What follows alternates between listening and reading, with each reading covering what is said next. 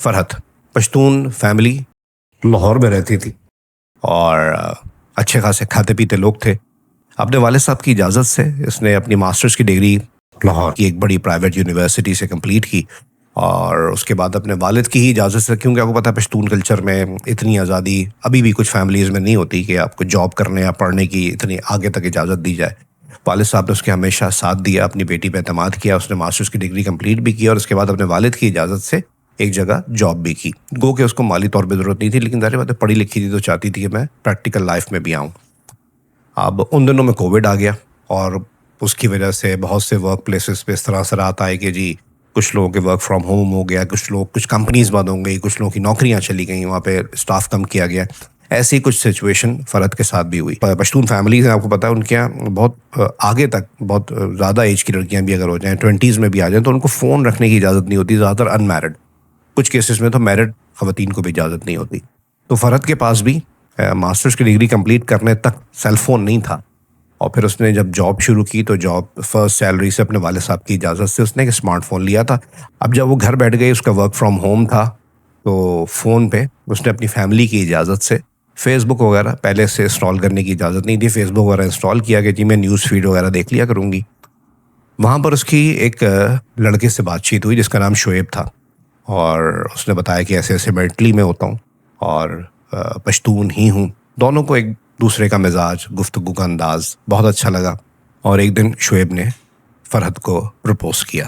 فرحت کو بھی شعیب اچھا لگتا تھا, تو اس نے اس طریقے سے آمادگی ظاہر کر دی کہ دیکھو ہم پشتون کلچر کے لوگ ہیں, تم بھی پشتون ہو, تو ہمارے سب سے بڑا بیریئر تو یہی ہوتا ہے کہ جی ہم اپنے کاسٹ سے یا اپنے زبان بولنے والوں کے علاوہ کہیں شادی نہیں کریں گے. تو ایسا تو کوئی بیریئر نہیں آئے گا, لیکن میں اپنے والد صاحب سے یہ ذکر نہیں کر سکتی کہ میری تم سے فیس بک پہ بات ہوئی تھی. اس کا وے آؤٹ یہ نکلا جو پھر فرحت نے نکالا کہ فرحت کی کزن تھی جو ایج میں اس سے کافی بڑی تھی, اور وہ فرحت کے والد صاحب کے بہت قریب تھی. والد صاحب بہت شفقت اور محبت رکھتے تھے اس کزن سے فرحت کی.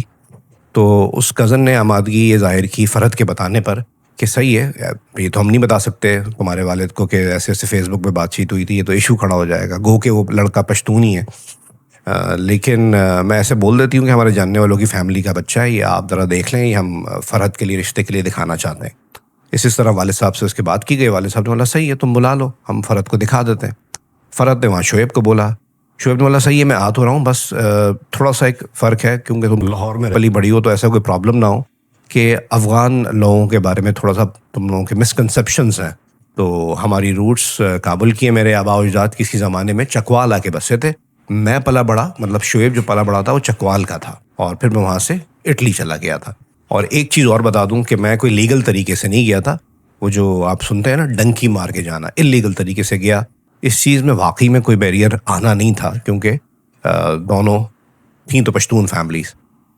شعیب ایز پر کمٹمنٹ اس کو اب پاکستان آنے کی تاریخ اس نے فرحت کو دے دی کہ میں اگلے 1-1.5 مہینے میں آ جاؤں گا. اب اس نے بولا کہ میری والدہ کی جو طبیعت ہے نا وہ چکوال میں ہی ہے, لیکن ان کی طبیعت بہت خراب ہے, گھٹنوں کا بھی درد رہتا ہے ان کو, شوگر بھی ہے, اور اس کے علاوہ اور بیماریاں ہیں, تو وہ چل پھر نہیں سکتی اور اتنا لمبا تو سفر کر ہی نہیں سکتی, تو وہ تو نہیں آ سکیں گی. میرے والد صاحب اس وقت کابل میں ہیں, اور میں کابل سے ان کو بلاتا ہوں اور وہ آئیں گے, اور وہاں سے چکوال سے میرا چھوٹا بھائی یعنی کہ تمہارا ہونے والا دیور جس کا نام امجد ہے وہ آ جائے گا. فرحت نے پھر جو بھی تھا اپنی کزن کے ذریعے اپنے والد صاحب کو بتا دیا. شعیب نے اپنے والد صاحب سے کابل میں رابطہ کیا. اچھا, شعیب کے جو والد صاحب تھے ان کی جو دوسری بیگم تھی ان کے ساتھ وہ کابل میں رہتے تھے, اور شعیب جو تھا اپنے والد صاحب کی پہلی بیگم سے تھا جو چکوال میں رہتی تھی. شعیب کو اس کے والد صاحب نے بولا کہ صحیح ہے, تم جس دن لاہور پہنچو گے میں تمہیں ایئرپورٹ پہ ریسیو کرنے کے لیے وہاں موجود ہوں گا. اسی طریقے سے شعیب نے اپنے چھوٹے بھائی کو بھی آگاہ کر دیا. شعیب کے والد, شعیب کا چھوٹا بھائی ان کے گھر آئے اور ان سے بات چیت کی. اب فرحت کے والد صاحب نے جب لڑکا دیکھا, پوری بات سنی, سارے معاملات سنے, اس کے بعد ان کو بھی فیملی اچھی لگی. اس طریقے سے کوئی 5-6 دعوتیں 10 دعوتیں ہوتی رہیں 1-1.5 مہینے میں, اور اس کے بعد بات پکی ہو گئی. اچھا, پشتون کلچر کے جو لوگ ہیں, جب بھی آپ نے دیکھا کہ جی وہاں منگنیاں ٹوٹتی نہیں ہیں, تو وہاں بات پکی ہونا نکاح کیا جاتا ہے. بات پکی ہونے کے بعد نکاح کر دیا گیا. سب کچھ یہ 28-30 دن میں ہی ہو گیا. نکاح کرنے کے بعد اب شعیب کے والد صاحب نے بولا کیونکہ اب یہ اٹلی واپس چلا جائے گا, تو ہم ایک کام کرتے ہیں کہ اس کا فرد کا اپنے شوہر کے نام کا یعنی کہ شعیب کے نام کا آئی ڈی کارڈ پھر پاسپورٹ وغیرہ باقی چیزیں بنا لیتے ہیں. تو 2.5-3 مہینہ شعیب جب یہاں پر تھا تو اس دوران آئی ڈی کارڈ بنایا گیا, اس کے لیے اپلائی کر دیا گیا اور پاسپورٹ وغیرہ کے لیے بھی اپلائی کر دیا گیا. اب شعیب کو یہ تھا کہ میرے والد صاحب تو کابل واپس جا رہے ہیں اور میں چکوال اپنی امی کے پاس جاؤں گا اور پھر وہاں سے اٹلی چلا جاؤں گا. 1 مہینہ اس نے چکوال میں گزارا اور وہ واپس اٹلی چلا گیا. لیکن ایک دم کوئی 2.5-3 مہینے کا جب تک وہ اٹلی واپس گیا اور اٹلی واپس جانے کے 2.5-3 مہینے تک فرحت نے یہ نوٹس کیا کہ شعیب اس کو اگنور کرنے لگا. تو ایک دم فرحت کو بھی غصہ آیا, اس نے بھی اگنور کرنے کی کوشش کی کہ شاید یہ پھر پوچھے مجھ سے تو پھر میں بولوں بھائی تم ٹائم نہیں دے رہے تھے. لیکن اس کو کوئی فرق نہیں پڑا. پھر یہ پوچھنے لگی کہ مجھ سے کوئی غلطی ہوئی ہے, کوئی پرابلم ہوئی ہے, تم مجھے کچھ بتا نہیں رہے ہو. تو اس نے بولا نہیں میری امی کی طبیعت بہت خراب ہے اور تم مجھے ایک بار انوائٹ دوبارہ بھیجو, تو میں پاکستان آنا چاہتا ہوں اور میں اپنی امی سے ملنا چاہتا ہوں. اچھا ابھی 3 مہینے ہی ہوئے تھے اس کو اٹلی واپس گئے ہوئے.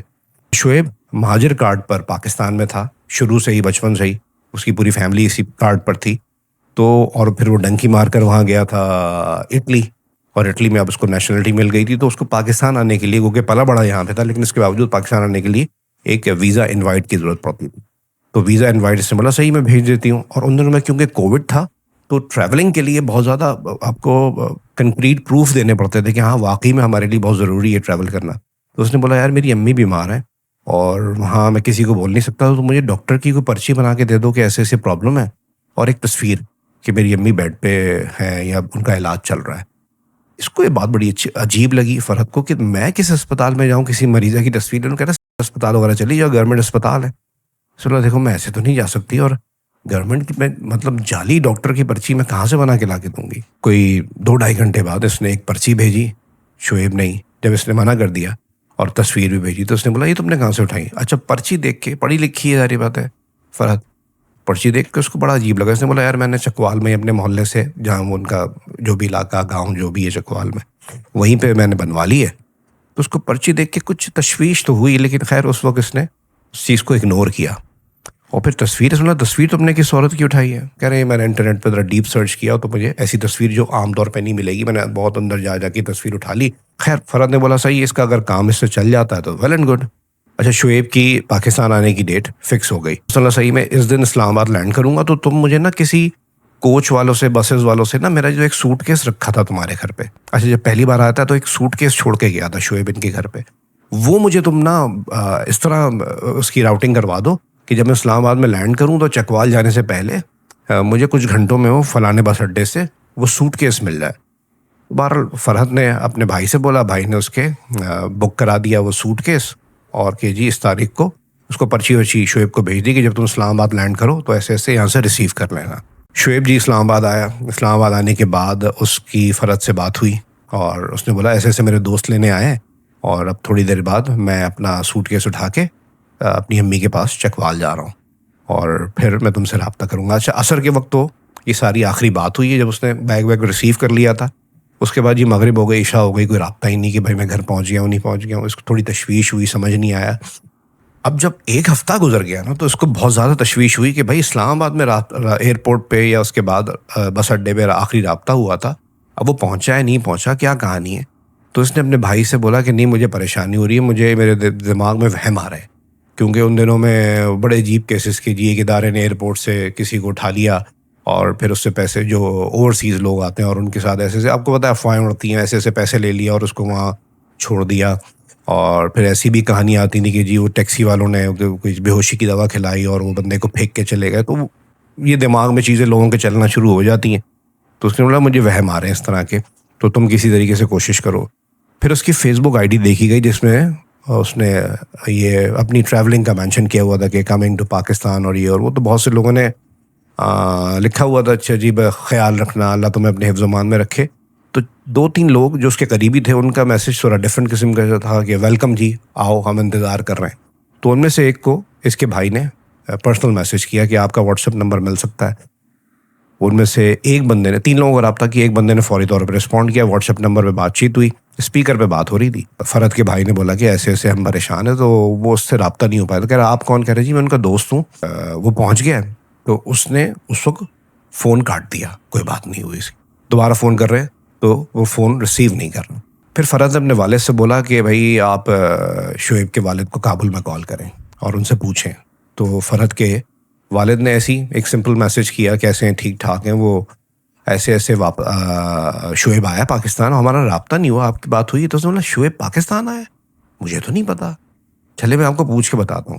انہوں نے بھی پوچھ کے کیا بتانا تھا, 1-2 دن گزر گئے, ان کی طرف سے کوئی رسپانس نہیں آیا. اب فرحت کے بھائی نے فرحت کے سامنے ہی نا اس لڑکے کو دوبارہ کال کی جس کو فیس بک کے میسج سے انہوں نے میسنجر پہ رابطہ کیا تھا اور واٹس ایپ نمبر تھا, کہ بھائی ہمیں بتاؤ, ہم بہت پریشان ہے شعیب کے لیے. کہہ رہے ہیں یار آپ کو پریشانی کی کیا ضرورت ہے, اگر آپ دوست ہیں آپ کے پاس نمبر ہونا چاہیے اور اس کو آپ کو پتا ہونا چاہیے کہ اس کی شادی ہے جس کی وجہ سے وہ بزی ہے. کہہ رہے ہیں یار اس کی تو ماں کی طبیعت بہت خراب ہے. کہہ رہا ہے کون ماں کی طبیعت بہت خراب ہے, آپ کو کس نے کہہ دیا, مذاق کیا ہوگا اس نے, میرا تو پڑوسی ہے, دیوار لگی ہے ہماری گھر کے ساتھ, اور وہ اب گھر انہوں نے چینج کیا, زیادہ کمرے والے گھر میں گئے ہیں کیونکہ شادی کا سلسلہ چل رہا ہے, اور وہ اپنی ماموں کی بیٹی سے شادی کر رہا ہے. جس پر ایک دم, کیونکہ اسپیکر پر فون ہوتا ہے تو ایک دم پھر فرحت سے رہا نہیں گیا, وہ ایک دم فون لیتی ہے اور بولتی ہے بھائی آپ کون بات کر رہے ہیں, میں تو شعیب کی پنکوہا بات کر رہی ہوں. اور وہ گھبرا جاتا ہے.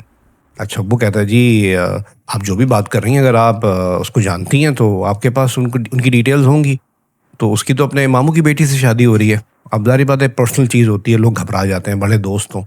تو اس نے بولا بھائی مجھے نہیں پتا, آپ خود دیکھ لیں. لیکن اب چیز کلیئر ہو گئی تھی کہ کچھ دال میں کالا ہے یا پوری دال ہی کالی ہے. اچھا فرحت نے یہ مختصر سی کانورزیشن جس سے شک یقین میں تبدیل ہوئی اپنے والد صاحب سے شیئر کیا. والد صاحب نے کابل میں شعیب کے والد سے بات کی تو شعیب کے والد نے بولا کہ ہاں میں نے پتا کیا, میں بہت شرمندہ ہوں, میرے بیٹے نے شادی کر لی اپنی ماموں کی بیٹی سے, اور اس کی منگنی تو تب ہوئی تھی جب یہ اٹلی جا رہا تھا, آج سے کوئی 9 سال پہلے. اچھا جیسے کہ میں نے آپ کو بتایا پشتون کلچر میں رشتہ ٹوٹنا نہیں ہے, کیونکہ رشتہ پکا ہونا نکاح ہونا ہی ہوتا ہے.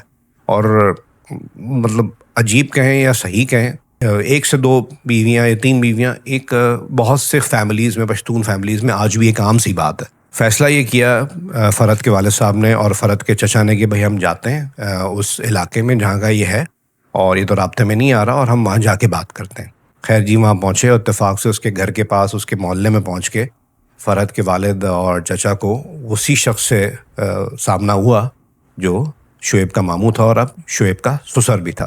وہ ان کو بڑی عزت سے, کیونکہ پشتون کلچر میں ہوا تھا مہمان نوازی اور یہ وہ اپنے گھر لے کر گئے اور بٹھایا وغیرہ. پھر شعیب کو بلایا اور وہ کچھ بول ہی نہیں رہا تھا, اور جو بول رہے تھے شعیب کے ماموں بول رہے تھے, اور وہ شعیب کے والد کو بھی گالیاں دے رہے کہ جی وہ اس طرح کا انسان ہے اور یہ اور وہ.